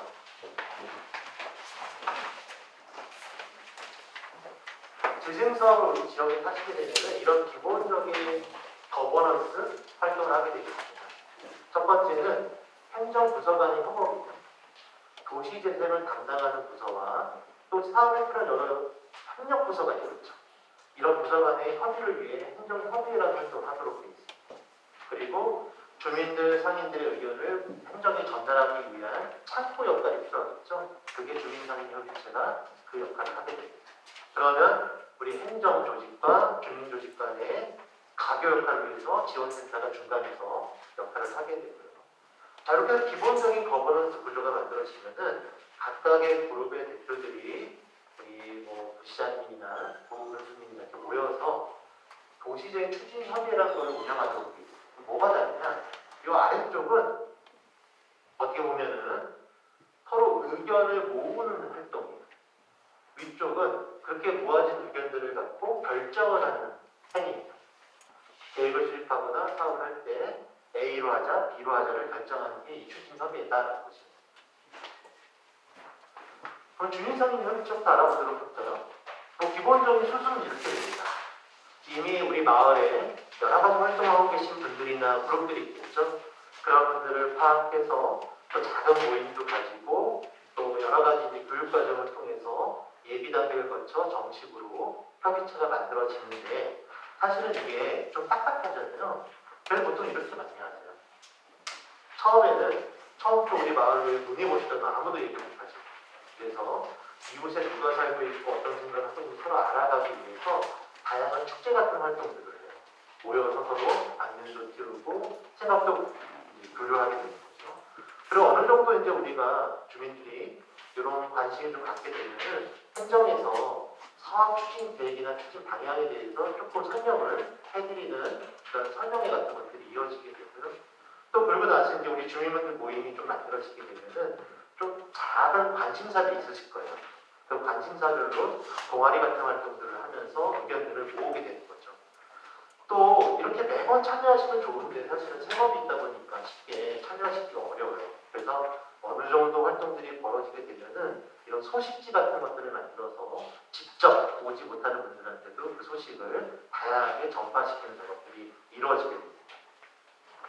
자, 이렇게 해서 어느 정도 우리가 조직들이 만들어지게 되면은 첫 번째 하실 역할은 지역 자산을 발굴하는 활동입니다. 뭐 아주 어렵게 설명했지만 이렇게 보시면 돼요. 우리 주거지에 빈집이 하나 있으면 문제죠. 그리고 그 빈집에 쓰레기도 쌓이고 뭐 범죄도 이런 문제. 이건 생태 문제죠. 근데 빈집이란 건 뭘까요? 저렴하게 그 공간을 쓸 수 있는 자원이기도 하죠. 이런 것들을 마을 주민분들이 우리 지역을 살리기 위해서 어떤 공간 혹은 어떤 자산을 활용할 것인가 서로 알아보는 단계예요. 그래서 전문가분들은 상당히 복잡하게 하지만 주민분들은 포스트잇에 우리 이런 공터를 활용하자 혹은 뭐 꽃밭을 가꾸자 이런 내용들로 의견을 모아가는 과정이라고 보시면 됩니다. 이런 것들을 보통 하실 때 도시재생 대학이라는 과정과 연동을 해서 많이 합니다. 이론 교육도 좀 받으시고 마을 탐사반도 운영하시고 이렇게 가는데 그러다 보면 이제 마을을 살리기 위한 우리 주민분들의 열망은 저도 인정하는데 솔직히 좀 힘들어요. 매번 나와서 공부해야 되고 몸도 써야 되고 머리도 써야 되고 힘들다 보니까 조금 동력이 돼요. 그때 나오는 게 공모사업. 공모사업이 뭐냐? 처음에는 쉬운 공모부터예요. 우리 주민분들, 우리 마을을 깨끗하기 위한 아이디어를 내봅시다. 그러다가 어느 정도 우리 주민분들이 조금 반열에 오르면은 실제 사업 내용에 대해서 공부를 해요. 예를 들어 우리가 거점 시설을 만드는데 각 층별로 어떤 기능들을 했으면 좋을지 아이디어를 내보자. 그래서 실제 사업의 의견을 반영해보는 그런 공모사업 과정들이 이어지게 됩니다. 자, 그렇게 해서 이제 활성화기획이 어느 정도 수익이 되고 사업을 하시게 되면은 본격적으로 특정한 사업에 참여할 주체분들을 발굴해서 육성하는 과정들이 들어오게 돼요. 우리 부산 선거 같은 경우는 이 목공에 소질이 있는 주민분들과 지역 청년단체가 모여서 집수리반 그래서 양성해 나갔고요. 강원도 정선 같은 경우는 우리 카페, 게스트하우스 이런 것들을 마을 호텔로 묶어서 지역 야생화 축제와 함께 수익 사업을 하기도 하는 이런 과정들이 이제 이어지게 됩니다. 그런데 문제는 이 재생 사업이 가장 어려운 것은 이 신개발과 다르게 사람이 사는 곳에서 사업을 하잖아요. 싸움이 안 날 수가 없어요. 실제 사례입니다. 제가 이제 뭐 지명은 가리고 왔는데 어떤 지역에 상가로가 있어요. 큰 길이 있고 양쪽에 상가로가 쭉 길게 한 몇백 미터 있는 지역인데 이게 과거에는 상당히 장사를 잘 되다가 지금은 잘 안 되는 거예요. 보통 이런 경우에 전문가분들이 어떻게 대안을 드리냐면은 차도를 좁히고요. 인도를 해요. 그 주차장을 조금 멀리 만들어요. 그리고 큰 가게 안에 빈 공간들이 많이 생겼을 거 아니에요. 거기에 새로운 가게를. 예를 들면 이제 가구점 같은 경우는 옛날에는 가구를 전시되니까 이 전시 공간이 크게 있었는데 지금은 가구를 다 터널 조사거든요. 그럼 이제 그 공간이 많겠죠. 그럼 거기에 가구를 사러 오신 분들이 가장 필요한 게 뭘까요? 인테리어 소품을 사야 되겠죠. 인테리어 소품을 사다 보면은 보기 바르니까 컵들을 맞춰야 되겠죠. 그런 가게들을 가게 안에 또 넣는 거예요. 그게 이제 영어로 얘기하면 샵, 인샵이라고 얘기를 하는데요. 이런 것들을 많이 제안을 드려요. 이 지역도 그렇게 해서 차 없는 거리를 만드는 사업을 하기로 했는데 문제는 상인분들 입장에서는 다 반대예요. 상인분들은 설령 내 가게 앞에 주차가 불법 주차가 하더라도 빨리 우리 집 앞에 차를 대서 내 물건을 사고 가야 돼요. 근데 이게 장사가 잘 될 때는 손님이 많이 올 땐 좋은 방법이죠. 근데 손님 자체가 안 오면 사실 이 방법 자체가 무의미해요. 그럼에도 불구하고 머릿속으로는 다 이해하지만 불안하죠. 근데 그러다 보니까 이 지역의 사업이 추진이 안 됐어요. 근데 복비지원 사업은 한 가지 약속이 있습니다. 이 기간 내에 사업을 해야 돼요. 또 기간 안에 사업을 못하면 어떻게 될까요? 사업비를 반납을 해요. 그리고 이 지역도 사업비 반납 직전까지 갔는데 우리 회장님, 상인 회장님 오셔서 그런 뜻은 아니었다라고 얘기를 하시고 사업이 정상화가 됐어요. 어떻게 정상화가 되었느냐? 그 걱정이 많으신 상인분들을 직접 모아놓고 그럼 어떻게 바꿨으면 좋을지를 직접 그려보려고 했어요. 그리고 그 그림을 행정에서 용역을 통해서 구체화시키는 겁니다. 차 없는 거리 구간을 조금 좁게, 짧게 시범사업 형태로 만들어보고 상인들이 원하는 내용도 좀 반영해서 추정을 해서 사업을 했습니다. 두 번째 사업 사례는 오늘은 이제 저희가 사업계획에 대해서 공부한 자리는 아니어서 제가 설명을 안 드렸는데 이 뉴딜 사업에서는 이 막대한 재정이 투입이 되죠. 시설이 만들어져요. 그리고 우리 마을 주민분들이 사회적 협동조합을 만들어서 그 시설에 대한 관리 업무나 혹은 그 시설을 사용해서 수익을 내도록 하고 있어요. 마을관 협동조합이 생기게 되거든요. 그런데 이 동네 같은 경우는 마을관 협동조합을 만들면서 어떤 사업을 할 건지에 논의가 많이 진행이 됐는데 요즘 이제 그 리사이클링, 업사이클링, 자원 재순환 사업 이런 거 많이 얘기 들어보셨죠. 다행히도 이 지역에 우리나라에서 이 업사이클링을 크게 하는 어떤 사업 단체가 있었어요. 그 사업 단체가 본인 사업 물량의 일부를 우리 협동조합과 같이 나눠서 하겠다라고 좋은 제안을 주셨습니다. 그래서 사업계획이 잘 수립되어 과정 중에 일부 주민들이 반대를 하기 시작했어요. 그 이유는 그 업체가 종교에 기반을 두고 있는 업체였어요. 사입이나 이런 건 아니고요. 이름만 대면 알 수 있는 NGO 계열의 단체인데 종교색이 다르신 우리 주민분들은 좀 싫으신 거예요. 사실 그렇게 생각할 건 아닌데 그 외에도 여러 가지 사업 아이템 중에 좀 반대가 있는 것들은 다 뺐어요. 결론적으로. 그래서 지금 조합은 잘 만들어졌습니다. 근데 왜 갈등이 있냐? 사업이 잘 안 되겠죠. 이제. 좀 싫은 것들을 뺐으니까 모양새는 서로 합의가 되는데 돈을 못 벌면 이제 싸움이 다시 나겠지. 그런 부분이 앞으로 좀 고민이 되는 부분입니다.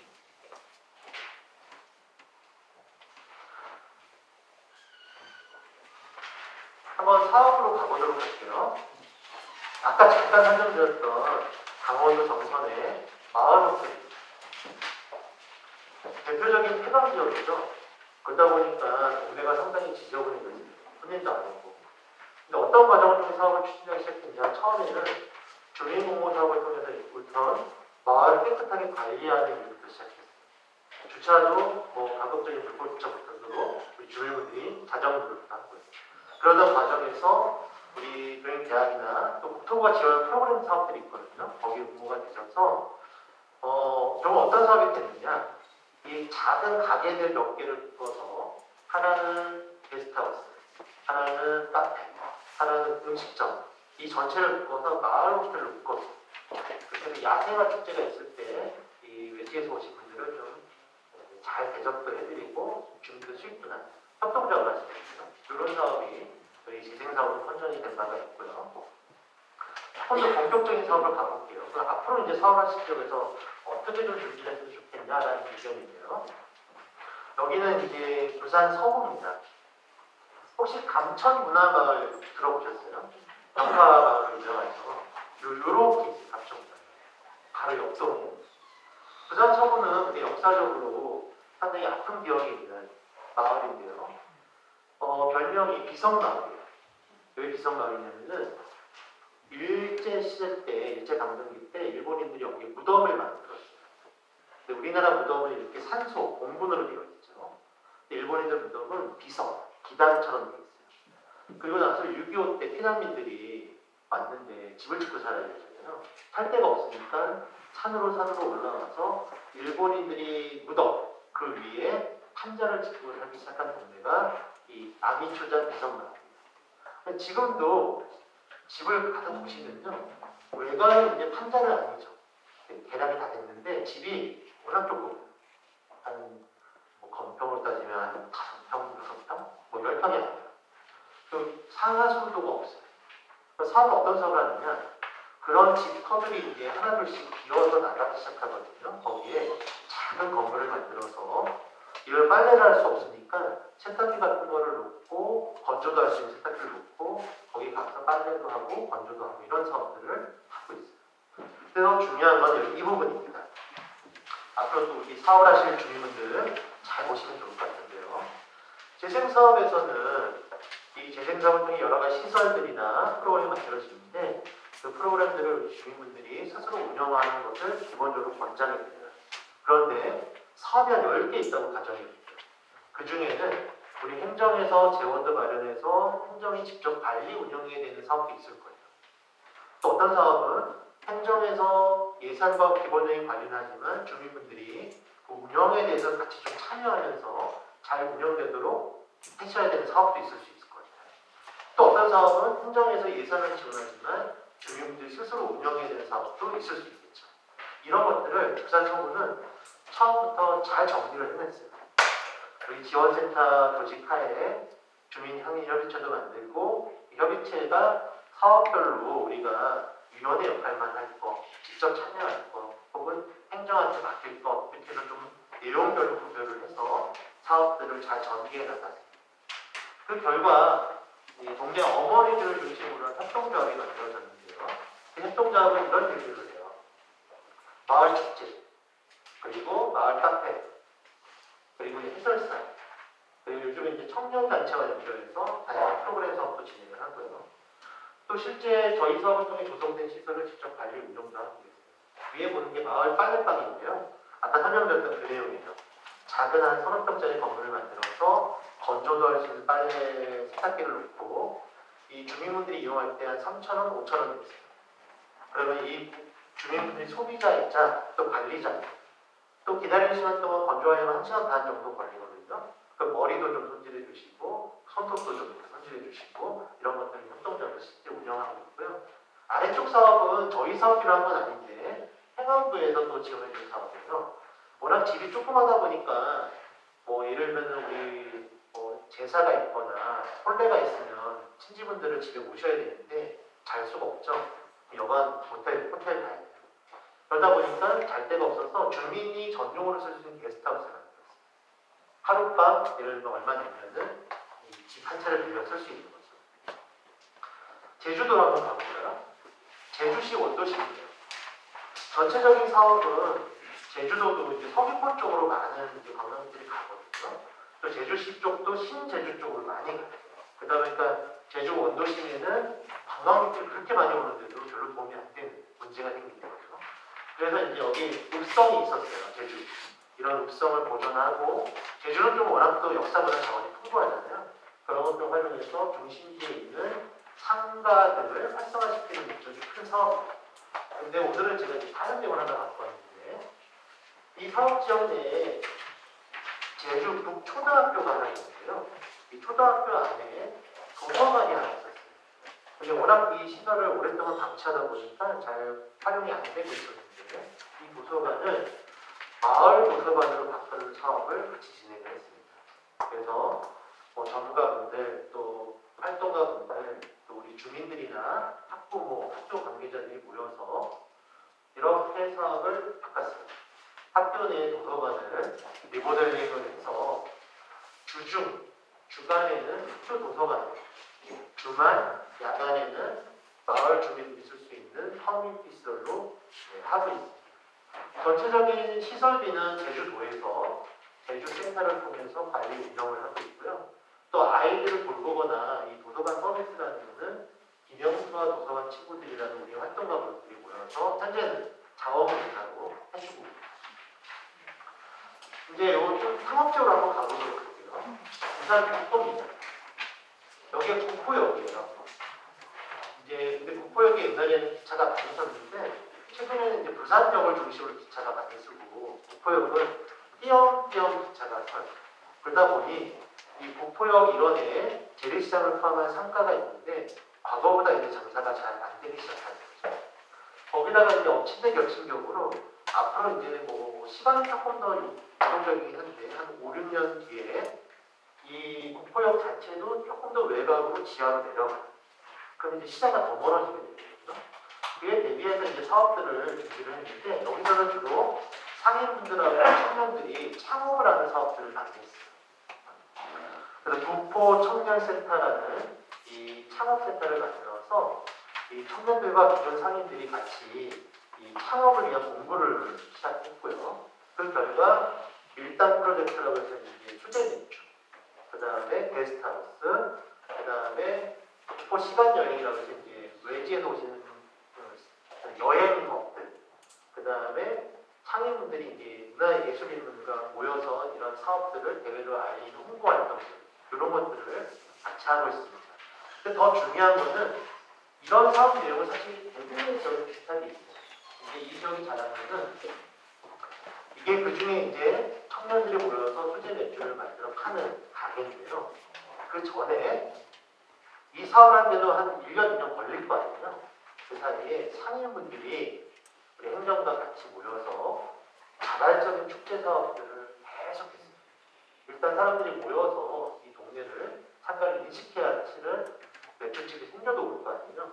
그때 이 맥주에서 보통 시범 맥주를 갖고 계속 무료로 나눠준다든지 이런 홍보 활동들을 한 1년 넘게 진행을 하다 보니까 상당히 지금은 장사가 코로나 때 지금 조금 그렇지만 코로나 전까지는 장사가 잘 됐어요.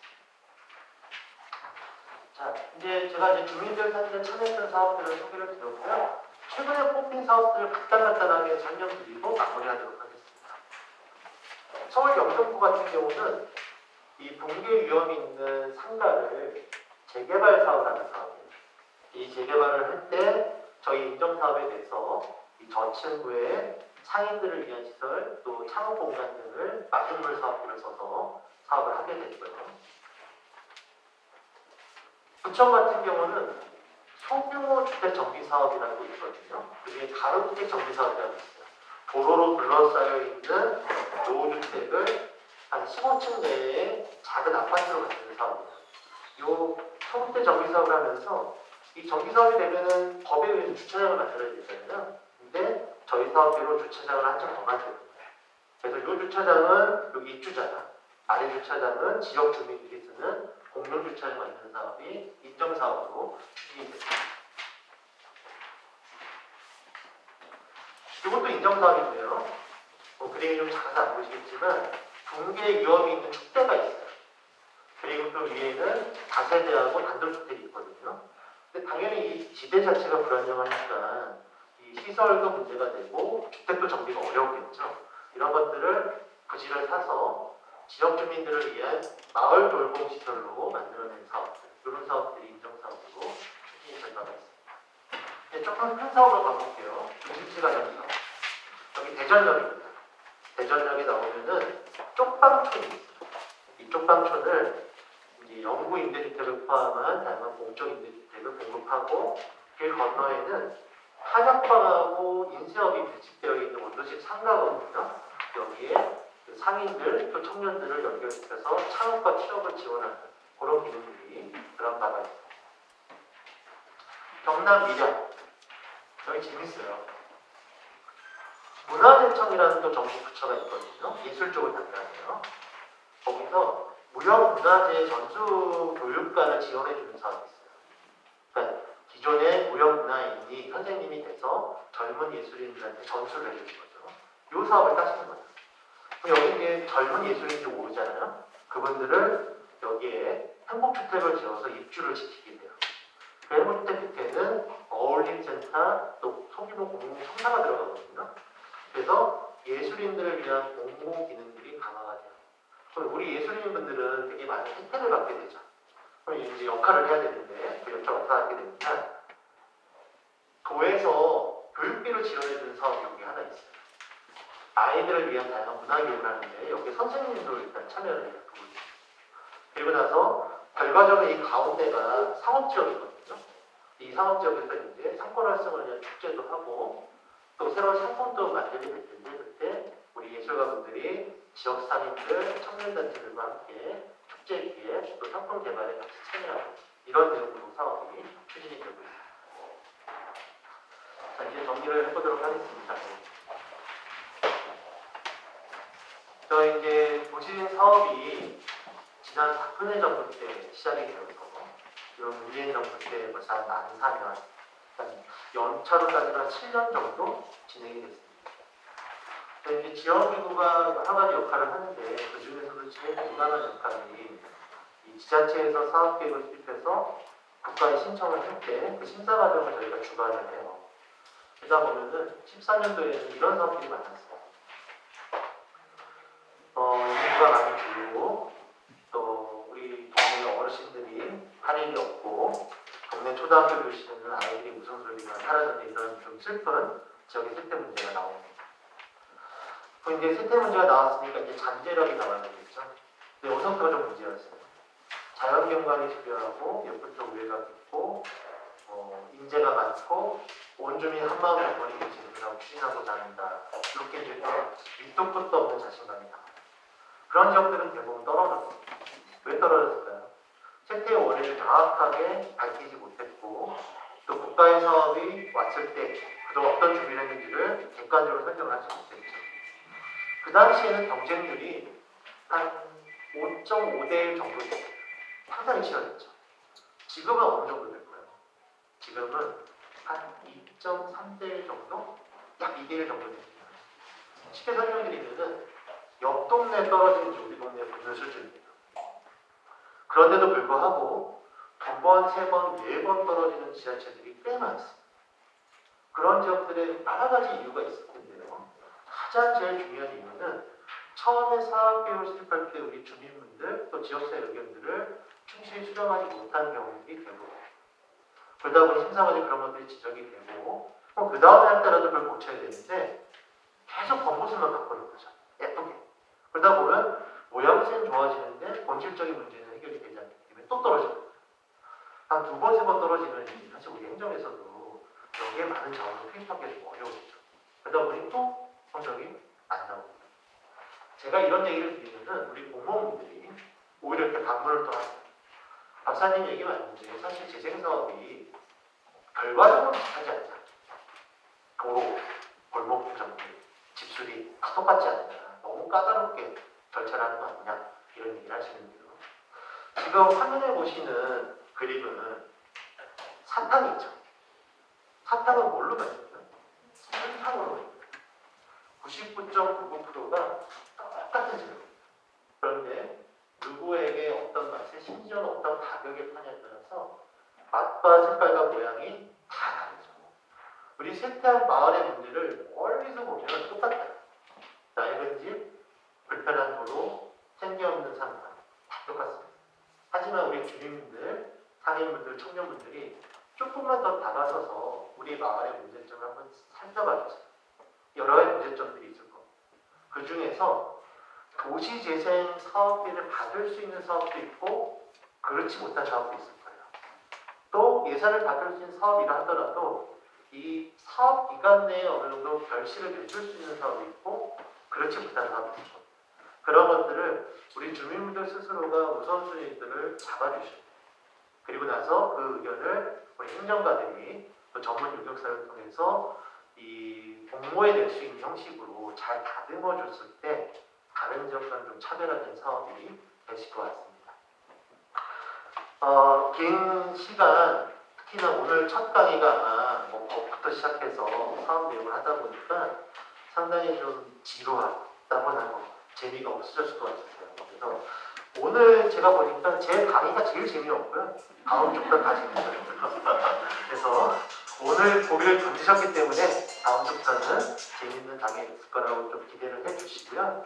재생사업 이제 우리 홍천군 앞서 우리 군수님이나 센터장님이 우리 지역이 조금 늦었다라고 말씀해 주셨지만 최근에 가장 핫한 지역입니다. 국토부 입장에서 최근에 많은 사업들을 열심히 해주고 계시기 때문에 관심도 많이 갖고 있고요. 다만 제가 좀 광고를 드리자면은 작년 올해 넘어올 때는 어떻게 보면 시험에 도전하는 자세로 우리가 달려왔다면은 올해부터는 이제 작은 사업부터 좀 큰 사업들이 이제 선정이 되셨거든요. 내년부터는 이제 이 사업들이 본격적으로 움직이기 시작할 거예요. 그러면은 막상 생각했던 것보다는 어려우실 겁니다. 네, 그렇지만 오늘처럼 이렇게 많은 분들이 모여서 머리를 맞대고 우리 행정이 잘할 수 있도록 좀 용기도 주시고 또 못하면은 지적도 해주신다면은 충분히 선정된 사업들이 소개 성과를 거둘 수 있도록 잘 될 거라고 저는 기대를 하고요. 또 다음 정부에서도 아마 모습은 좀 바뀌겠지만 이 재생 사업이 또 시작이 될 거예요. 그러면 내년도에 또 신규 사업을 준비할 때 오늘처럼 많이 모이셔서 힘을 실어주시면은 홍천군에 좋은 사업이 들어오실 기회가 더 많아지지 않을까, 더 넓어지지 않을까 이런 생각을 합니다. 그럼 제 부족한 강의는 여기서 마치도록 하겠습니다.